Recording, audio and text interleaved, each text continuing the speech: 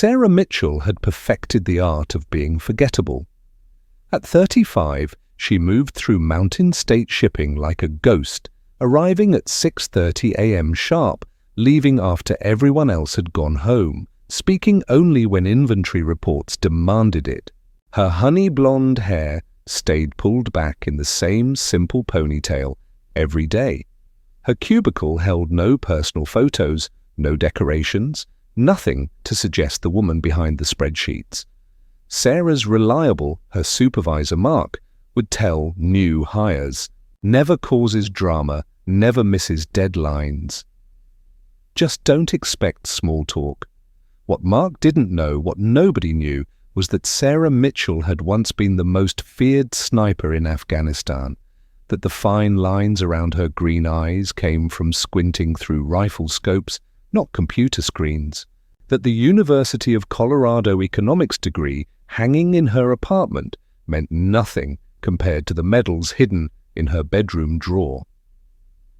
The letter arrived on a Tuesday morning in October. Sarah's hands stilled over her coffee mug when she saw the Fort Carson seal. Inside, official letterhead announced a special selection process for advanced sniper training, veterans with distinguished service records only. Her first instinct was to throw it away.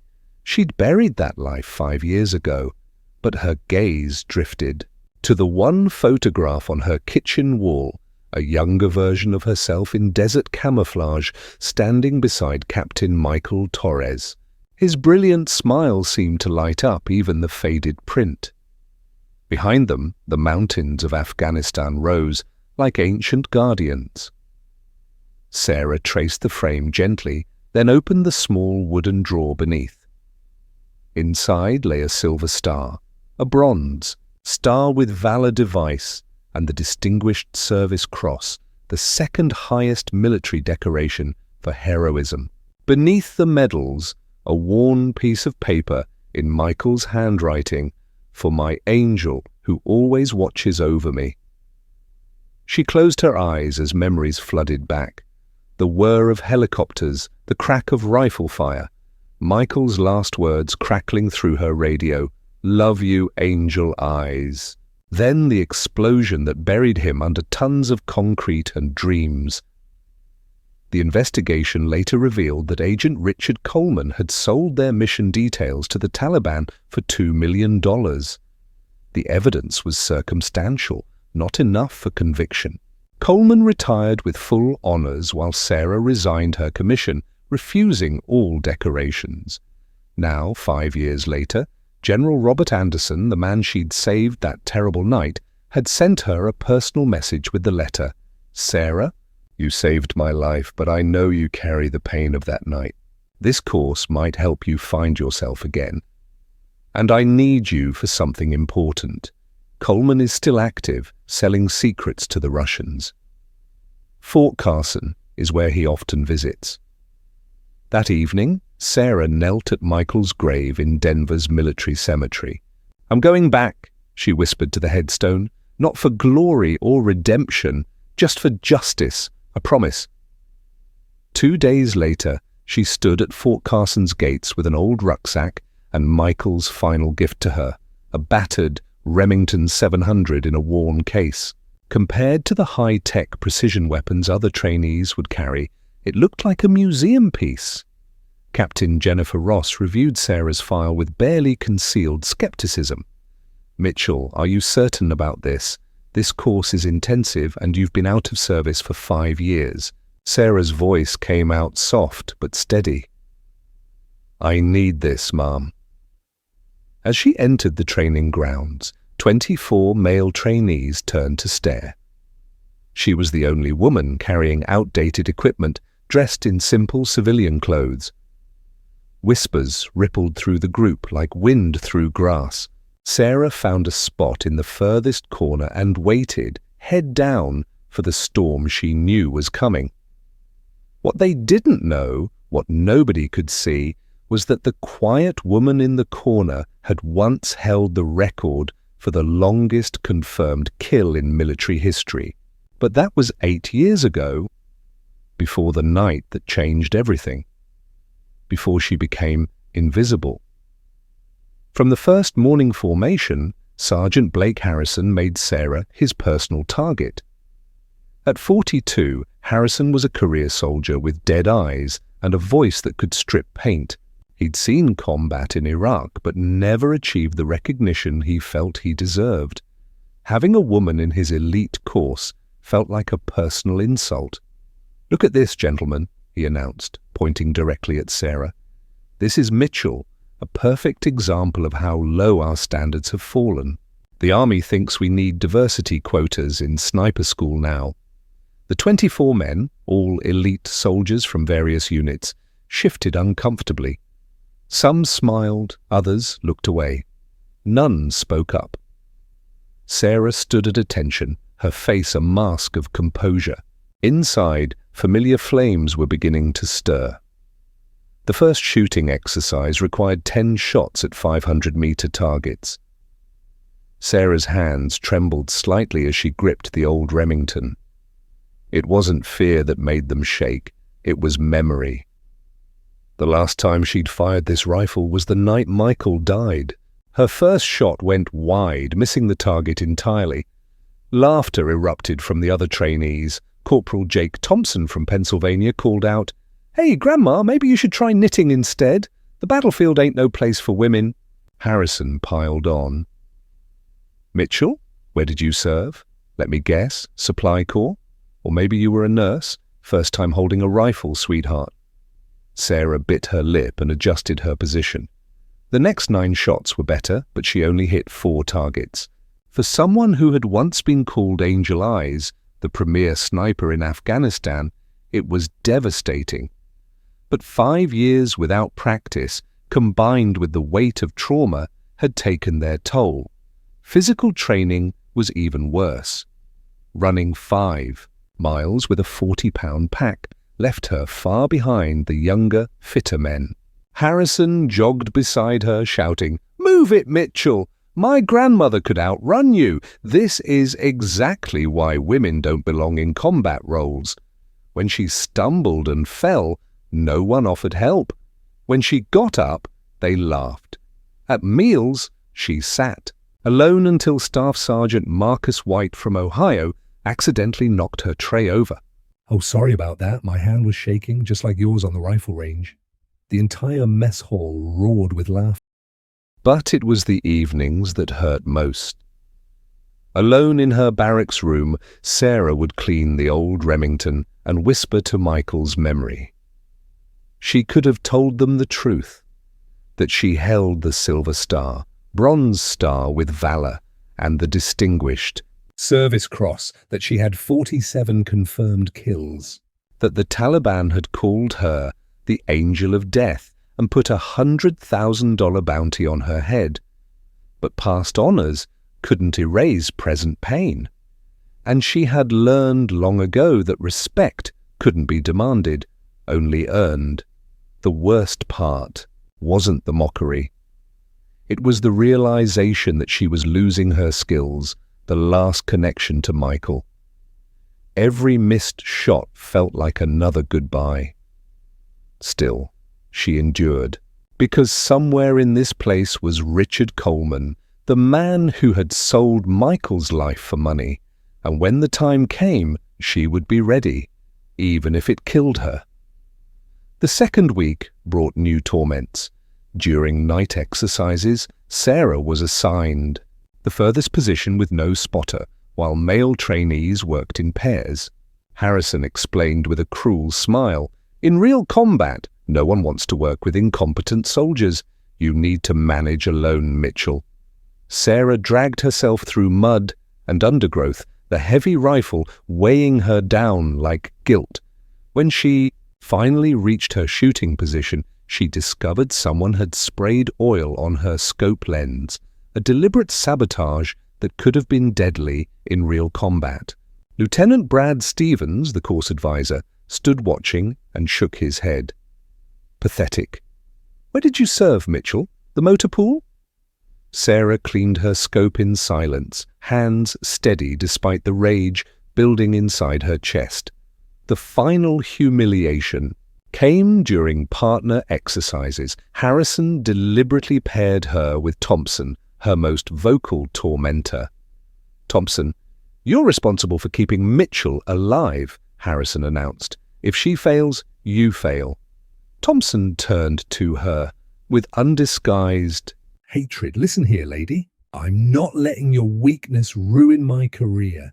You stay put and keep quiet. Don't even think about moving." When Sarah tried to relocate to a better position during the exercise, Thompson grabbed her ankle hard enough to leave bruises. "I said stay put. Are you deaf as well as incompetent?" Their performance was disastrous. Harrison's public dressing down was vicious. "Mitchell, you're not just a failure, you're a liability. Someone's going to die because of you. Do everyone a favor and quit." That night, as rain hammered against her barracks window, Sarah sat on her narrow bed, staring at the old rifle. Tears fell silently, not from humiliation, but from the realization that she was losing Michael's gift. Every missed shot was another piece of him slipping away. At 2 a.m. she began packing her bag. Enough was enough. She couldn't continue, not because of the mockery, but because she was failing Michael's memory. She wrote her resignation letter and placed it on the desk. As she reached for the door, her phone buzzed. A text from an unknown number. "Check the desk drawer," from a friend who remembers. Inside the drawer was an envelope containing a photograph, taken with a telephoto lens. Richard Coleman meeting with a shadowy figure in what appeared to be a parking garage. On the back, someone had written, "Coleman will be at Fort Carson on the 25th. Last chance. General Anderson believes in you. Sarah." Looked at the calendar. 5 days. 5 days to reclaim her skills.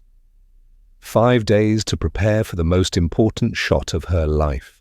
She picked up the Remington, running her fingers over the stock where Michael had carved Sarah, my angel, years ago. "I'm sorry, Michael," she whispered. "I've been weak, but I won't give up. Not this time." She tore up the resignation letter and opened her laptop. For 5 years, she had avoided anything related to marksmanship. Now she devoured every training video, every technique, every note Michael had left behind. He used to say, "You don't shoot with your eyes, Angel. You shoot with your heart. Where you believe the bullet will go, it will fly true." The storm outside raged on, but inside Sarah Mitchell, something was awakening. Something that had been sleeping for 5 long years. Angel Eyes was coming back. The next morning, Sarah arrived at the range before anyone else. The Colorado dawn painted the mountains in shades of gold and pink, colors that reminded her of mornings in Afghanistan, when she and Michael would watch the sun rise over the Hindu Kush. Harrison seemed surprised to see her. Well, thought you'd given up and gone home." Sarah didn't respond. She simply assumed her shooting position, but something was different. Her breathing had steadied to a rhythm she hadn't felt in years. Her eyes held a sharper focus. She didn't shoot immediately, instead waiting with the patience that had once made her the most feared sniper in Afghanistan. Thompson mocked from behind her. "What's wrong?" Too scared to pull the trigger. But Sarah didn't hear him. In her mind, there was only Michael's voice. "Steady, Angel. Feel the shot before you take it." When she finally fired, the bullet struck dead center, then another and another. Harrison's smirk faded as Sarah put 10 rounds through the same hole at 500 meters. The mockery died in Thompson's throat. Other trainees stopped their own exercises to watch. "Lucky streak," Harrison muttered, but uncertainty crept into his voice. Over the next 3 days, Sarah transformed before their eyes. Her physical training, improved dramatically. She'd been holding back, not wanting to reveal too much too soon. Her shooting became surgical, precise, almost mechanical in its perfection. But she remained quiet, humble, offering no explanations for her sudden improvement. The other trainees began to whisper among themselves, who was this woman? Where had this skill come from? Captain Ross pulled Sarah aside after a particularly impressive morning session. "Mitchell, I have to ask, what's your actual background? That level of marksmanship doesn't come from basic training." Sarah met her eyes steadily. "I served, ma'am. Afghanistan, that's all that matters now." Meanwhile, Sarah had begun her real mission. During off hours, she researched Coleman's patterns, his visits to Fort Carson, his current role as a defense contractor and honorary advisor. She studied the base layout, identified potential shooting positions, calculated distances and angles. The irony wasn't lost on her. They thought she was the weak link, the failure who didn't belong. They had no idea she was preparing for a shot that would expose one of the biggest intelligence breaches in recent military history. On the night before Coleman's expected arrival, Sarah received another anonymous text. "Building 7 East Side, 1400 hours. He'll be alone for 12 minutes. Range, 800 meters. Wind, typically southwest, 8 and 12 Mei. Make it count." She knew then that General Anderson wasn't just offering her redemption. He was using her as a weapon, one that Coleman would never see coming. Sarah cleaned her rifle one last time, the way Michael had taught her. Every component inspected, every mechanism tested.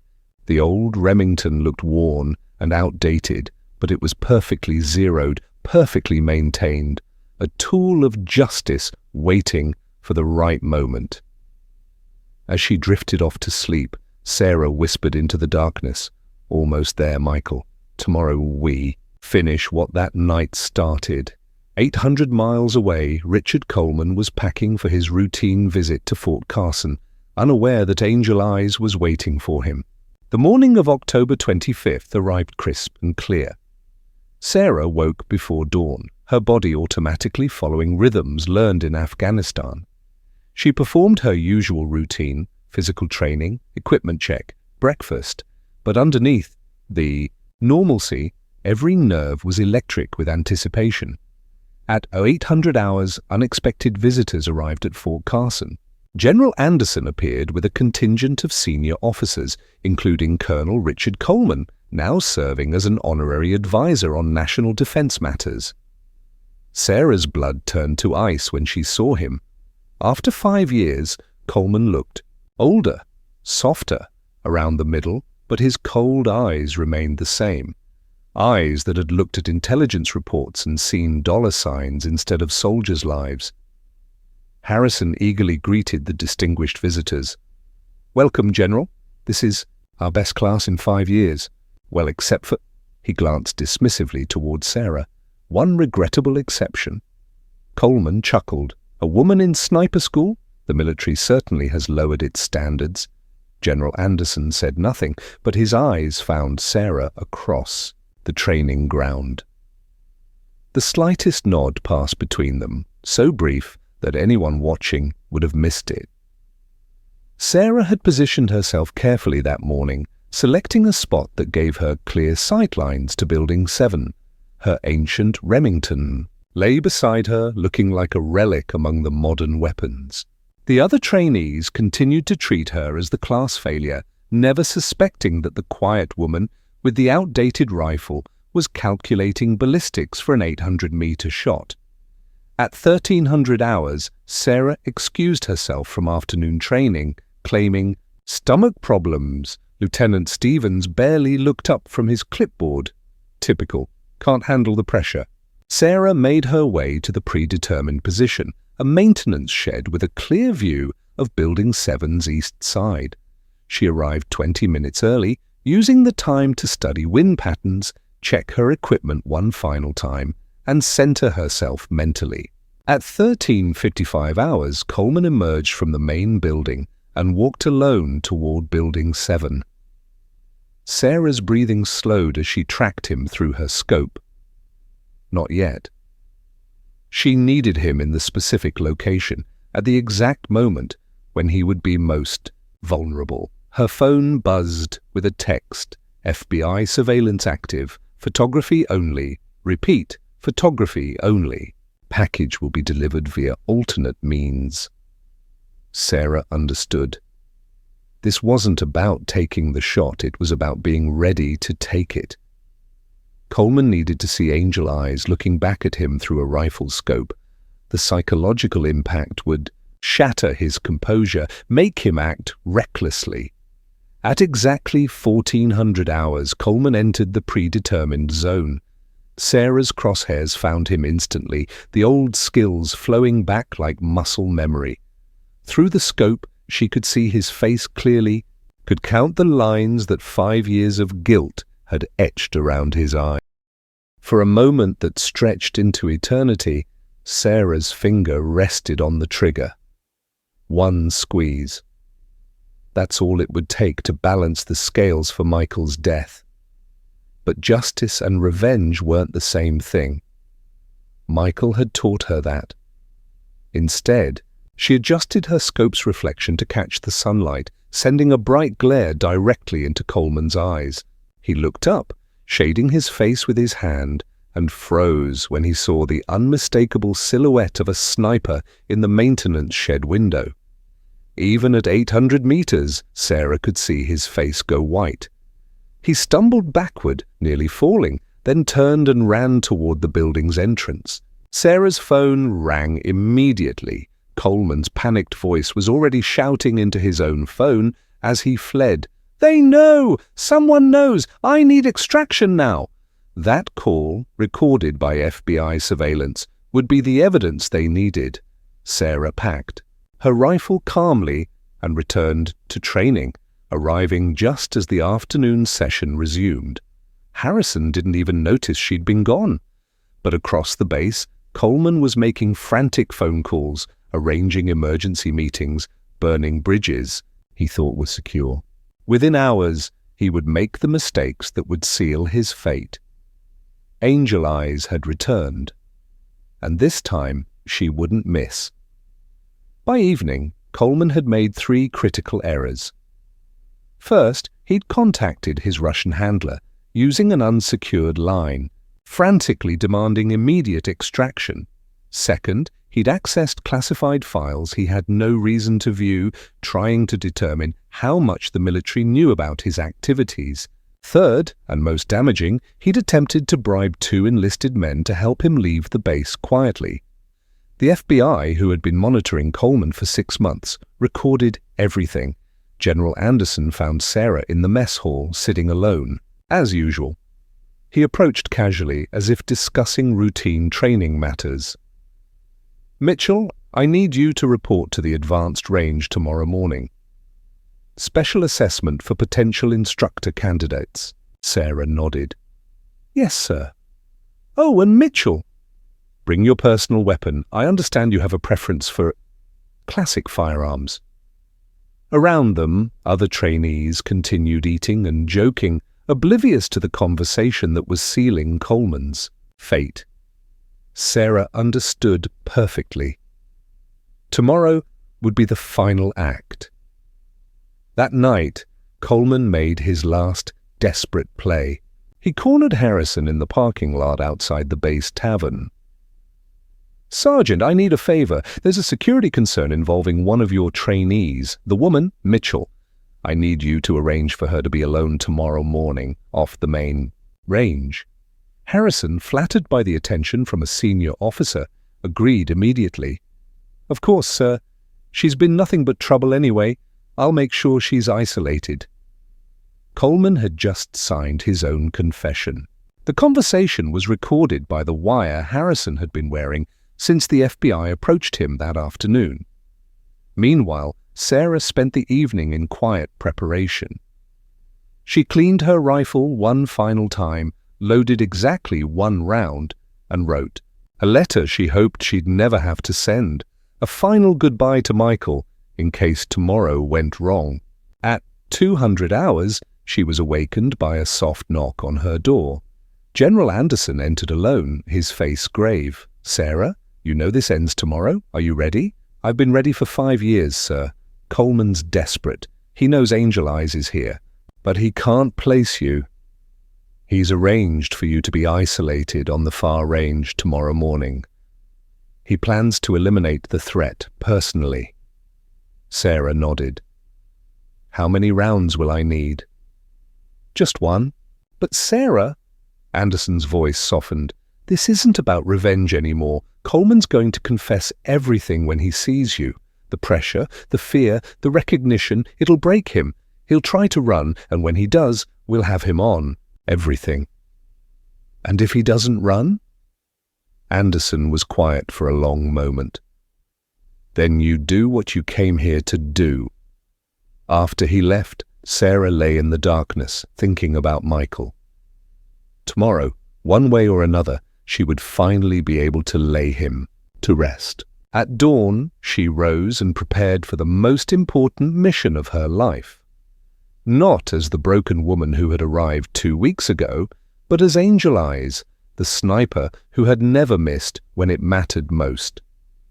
October 26th dawned grey and cold, with wind gusting across the Colorado plains. Sarah arrived at the isolated range at 800 hours, as Harrison had ordered. The location was perfect for Coleman's plan, far from the main training areas with multiple escape routes, but it was also perfect for Sarah's. She positioned herself at the firing line, the old Remington steady in her hands. At 8:15, she saw Coleman approaching from the east, moving carefully but purposefully. He'd come alone, just as she'd expected. At 400 meters, he stopped and raised binoculars to study her position. Through her scope, Sarah could see his face clearly now, the recognition dawning in his eyes as memory finally connected the present with that night in Afghanistan. Coleman's hand shook as he lowered the binoculars. He reached for the radio on his belt, then seemed to remember it would be monitored. Instead, he pulled out a satellite phone, the kind used for communications that was supposed to stay off the grid. Sarah watched him dial, then placed the phone to his ear. Even at this distance, she could read the panic in his body language. "It's her," Coleman's voice carried on the morning wind. "Angel Eyes, she's here. The mission is compromised. I need extraction now." Through her scope, Sarah could see sweat beading on his forehead despite the cool morning air. He listened to whoever was on the other end of the line, his face growing paler with each word. "What do you mean, no extraction? I've given you everything. Satellite positions, troop movements, operational plans." Sarah adjusted her scope slightly. One shot. Center. Mass. It would be easy from this distance. But as her finger found the trigger, she heard Michael's voice in her memory. "Angel, we're not just soldiers, we're protectors. We save lives, we don't just take them." Coleman ended his call and began walking toward her position, his hands raised, but his right hand resting near his sidearm. As he got closer, Sarah could see the desperation in his eyes, the look of a cornered animal. At 100 meters, he stopped. "Lieutenant Sarah Mitchell," he called out, the angel of death herself. "I wondered when you'd come for me." Sarah remained in her shooting position, but she didn't fire. Instead, she spoke clearly, her voice carrying across the open ground. "I came for justice, Coleman. For Michael Torres and the 8 men who died because you sold their lives. I never meant for anyone to die." Coleman's voice cracked. It was just intelligence. Supply routes, patrol schedules, nothing operational. Liar! Sarah's voice was steady, final. "You sold the exact location of our forward operating base. You gave them our communications frequencies. You told them when Michael's team would be most vulnerable." Coleman's composure finally shattered. "They offered me $2 million. Do you know what military retirement pays? Do you know what it's like to see politicians getting rich off Wars while soldiers get food stamps, so you killed them for money. I killed them. Coleman's voice rose to a shout. You killed them! You're the one who took the shot that brought down that building. You're the one who... He never finished the sentence. The weight of his own words, the confession that he'd been feeding information to the enemy, hit him like a physical blow. He looked around wildly, suddenly realizing that their entire conversation was being recorded by the devices General Anderson had planted throughout the range. No, he whispered. No, that wasn't... I didn't mean... Sarah stood slowly, keeping her rifle trained on him. Richard Coleman, you are under arrest for treason, conspiracy, and the murder of 9 American soldiers. Military police emerged from concealed positions around the range, led by General Anderson himself. Coleman looked around desperately, then made a final, fatal decision. He drew his sidearm. Sarah's shot took him in the shoulder, spinning him around and sending his weapon flying. A precise, controlled shot, exactly the kind that had made her legendary. Not to kill, but to stop the threat and preserve evidence. As Coleman writhed on the ground, clutching his wounded shoulder, FBI agents moved in to secure him. They read him his rights while military medics treated his injury, an injury that would heal, unlike the wounds he'd inflicted on so many families. General Anderson approached Sarah as she shouldered her rifle. It's over, Lieutenant. Coleman will spend the rest of his life in prison. The intelligence network he was feeding has been rolled up. Justice has been served. Sarah nodded, but her eyes were distant. It won't bring Michael back. No, Anderson agreed quietly, but it honors his memory. And sometimes that's all we can do. The news broke within hours. Decorated veteran exposes major spy ring. Army sniper brings down traitor. Angel Eyes returns. Sarah Mitchell watched the coverage from her barracks room, feeling strangely disconnected from the headlines that bore her name. Reporters called her a hero. Military officials praised her patriotism. Social media exploded with support for the quiet woman who had endured weeks of mockery to serve justice. But all Sarah felt was tired. Harrison appeared at her door that evening, his face a mixture of shame and awe. Behind him stood the 24 trainees who had spent 2 weeks treating her as a failure. "Ma'am," Harrison began, his voice barely a whisper. There aren't words for how sorry we are. We had no idea who you were, what you'd done for this country." Thompson stepped forward, tears streaming down his face. "Lieutenant, how can you ever forgive us? We treated you like garbage and you're a legend." Sarah looked at them for a long moment, these young men who had learned a hard lesson about judging people by appearances. When she spoke, her voice was gentle. "You don't need to apologize for not knowing my history, but you should remember how it felt to be on the wrong side of prejudice. The next time you meet someone different, someone who doesn't fit your expectations, remember this moment." She stood and began packing her few belongings. "I'm going home now. This was never about proving myself to you. It was about finishing something I started 8 years ago. Will you stay?"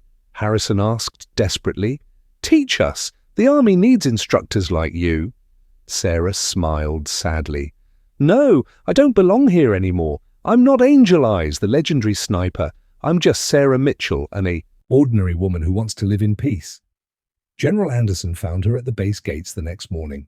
"Sarah, the offer stands. Come back to active duty. Lead the sniper program. Train the next generation. Thank you, General, but my war is over." She climbed into her modest sedan, the old Remington secured in its case in the trunk. As she drove away from Fort Carson, the radio announced Coleman's guilty plea and the dismantling of his intelligence network. Justice had finally arrived, But Sarah turned off the radio. She'd heard enough.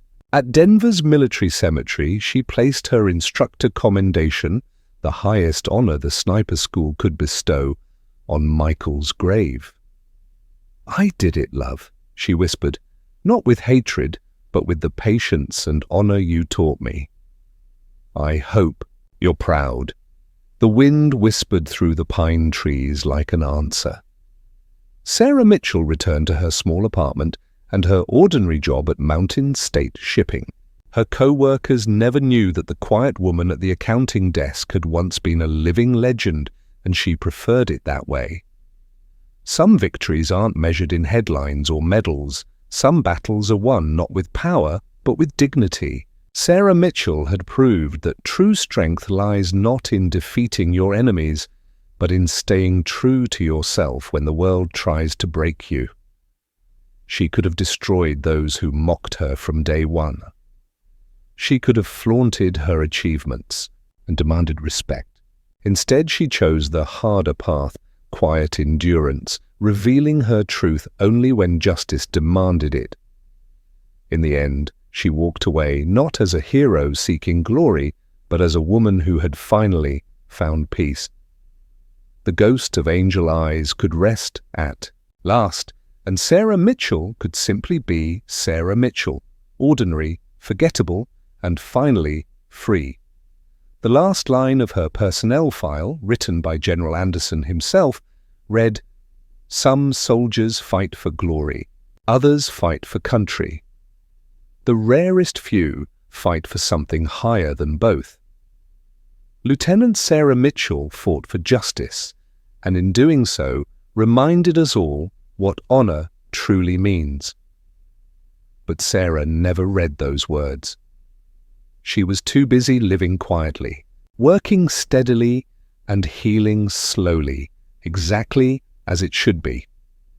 If you enjoyed this story, don't forget to hit the subscribe button and become a part of our Everyday Life Stories community. Where are you watching from? Drop a comment below. We love hearing from our amazing viewers around the world.